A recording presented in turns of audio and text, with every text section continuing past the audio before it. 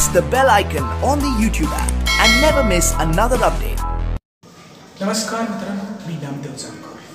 Active नामा या YouTube चॅनलवर आपल्या सर्वांचं स्वागत आहे. मित्रांनो, मागील व्हिडिओमध्ये आपण वृत्तपत्रातील जाहिराती व बातम्या यावर आधारित प्रश्न कसे सोडवावे यावर माहिती पाहिली होती.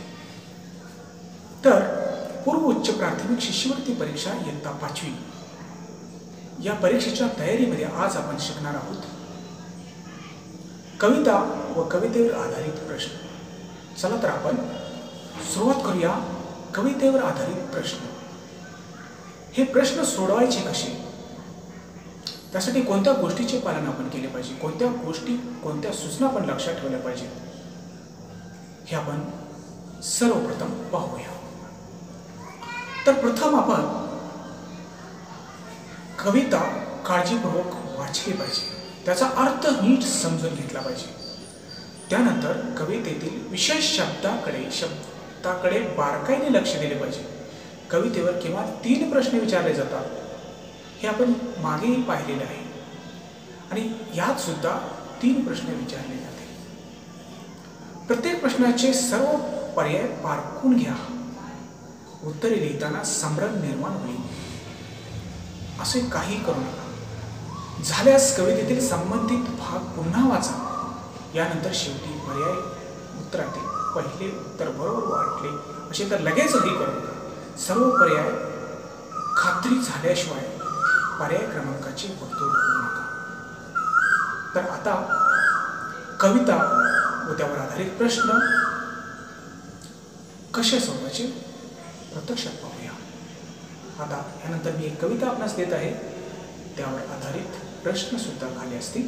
ते आपण कसे सोडवायचे हे आपण पाहणार आहोत. अशा एखाद्या तळ्याच्या काठी बसून राहावे मला वाटते, जिथे शांतता स्वतःच निवारा शोधित थकून आली असते.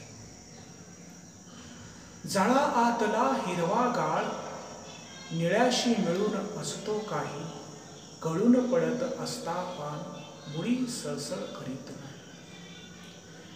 सावल्यानं भरवीत कापरे जलवलय उठून देत, उगीच उसळी मारून मासळी मधूनच वर नसते येत. पंख वाळवीत बदकांचा थवा वाळूत विसावा घेत असतो. दूर कोपऱ्यात एक बगळा ध्यानभंग होऊन देत नसतो. हृदयावरची विचारांची धूळ हळूहळू जिथे निवळत जाते, अशा एखाद्या तळ्याच्या काठी बसून राहावे मला वाटते. आत्ताच आपण कविता वाचन केली. कवितेचा भावार्थ काय आहे, कवितेचा अर्थ काय आहे हे नीट समजून घ्या. ही कविता एका तळ्याच्या बाबतीत आहे. शांत ठिकाणी असणाऱ्या एका तळ्याच्या बाबतीचं वर्णन या कवितेमध्ये केलेलं आपल्याला इथे दिसून येतं. कवितेमध्ये मासे तळ्यामध्ये फिरतायत, वावरतायत, संचार करतायत. बगळा एका ठिकाणी ध्यान भंग न होता उभा आहे. झाडांची सावली त्या तळ्याच्या पाण्यावर पडलेली आहे. अशा प्रकारचं वर्णन या कवितेमध्ये दिलेले आहे. तर आता आपण जाऊया प्रश्नांकडे. आता प्रश्न कोणते आहेत ते पाहू. बघा, कवितेमध्ये उत्तर व्यवस्थित शोधावे लागते. आपल्याला त्याचा संदर्भ कुठे आहे हे नेमकं शोधून काढणं हेच आपलं खरं कौशल्य असतं. तर आता आपण प्रश्नांकडे वळूया. आता मी खाली 3 प्रश्न देत आहे, ते प्रश्न वाचून यामध्ये आपण उत्तर शोधणार आहोत. तर पहिला प्रश्न आहे, सावल्यांची थरथर कशामुळे होते. सर्वप्रथम पर्याय क्रमांक वाचून घ्या.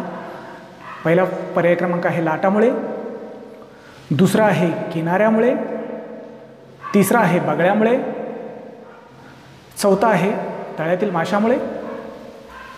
हे पर्याय क्रमांक आहेत. त्याच्यापैकी अचूक पर्याय कोणता असेल लक्षात घेऊन आपल्याला उत्तर द्यायचे आहे. तर त्याच्यापैकी उत्तर असू शकेल आणि आहे निश्चित पर्याय क्रमांक 1 लाटामुळे. म्हणून आपण पर्याय क्रमांक 1 चे वर्तुळ रंगवायचे आहे. त्याच्यानंतर दुसरा प्रश्न आहे बगळा ध्यानस्थ का आहे. याचे पर्याय आहेत. पहिला आहे शांतता भंग होऊ नये म्हणून, दुसरा आहे पंख वाळवावेत म्हणून, तिसरा पर्याय आहे सावल्यांना कापरे भरू नये म्हणून, चौथा आहे भक्ष्य पकडता यावे म्हणून. यापैकी पर्याय क्रमांक 4 हे उत्तर बरोबर आहे. म्हणून वर्तुळ रंगूया पर्याय क्रमांक 4 चे. प्रश्न क्रमांक 3 आहे कवीला तळ्याकाठी बसून राहावे वाटत होते कारण.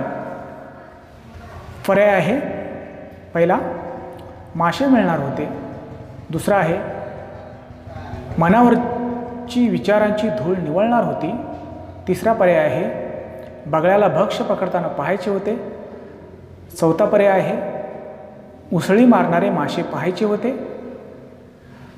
येथील पर्याय क्रमांक 2 हे उत्तर बरोबर आहे.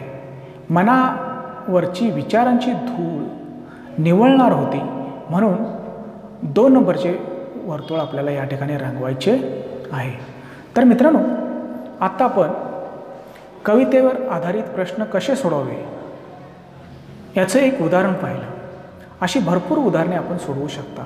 असे भरपूर उतारे आपण घेऊन त्याचा सराव करू शकता, जेणेकरून आपल्याला या परीक्षेमध्ये आत्मविश्वास येईल. तर आपण अजूनही अशीच उदाहरणं सोडवा. आणि जर हा व्हिडिओ आवडला तर लाईक करा, चॅनल सबस्क्राईब करा, शेअर करा. धन्यवाद. पुढच्या व्हिडिओमध्ये भेटू अशाच एखाद्या घटकावरती. तोपर्यंत नमस्कार.